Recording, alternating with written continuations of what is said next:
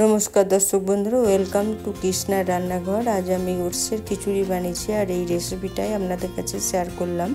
কড়াইয়ে তেল দিয়েছি আর হাফ চামচ গোটা জিরে আর একটা পেঁয়াজ কুচি দিয়ে দিলাম। আর পেঁয়াজটা একটু নাড়াচাড়া করে দিয়ে দিলাম কারি পাতা। কারি পাতাটা আর পেঁয়াজটা বেশ কিছুক্ষণ নাড়াচাড়া করব। তারপর দিয়ে দিলাম কাঁচা লঙ্কা আর এখানে আমি পটল আর গাজর সিদ্ধ করে নিয়েছিলাম।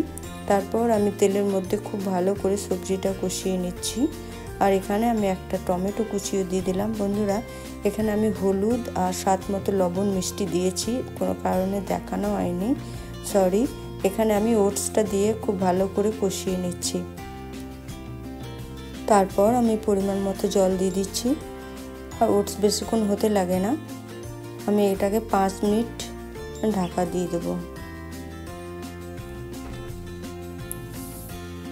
বন্ধুরা দেখুন, 5 মিনিট পর ফিরে এলাম। এখন আমি ধনেপাতা দিয়ে দিলাম আর একটু নাড়াচাড়া করেই আমি এখানে ঢেলে সার্ভ করে দিচ্ছি। রেসিপিটা ভালো লাগলে ইউটিউব থেকে দেখলে সাবস্ক্রাইব, লাইক, শেয়ার, কমেন্ট করবেন। ফেসবুক থেকে দেখলে আমার পেজটা ফলো করে লাইক, শেয়ার, কমেন্ট করবেন।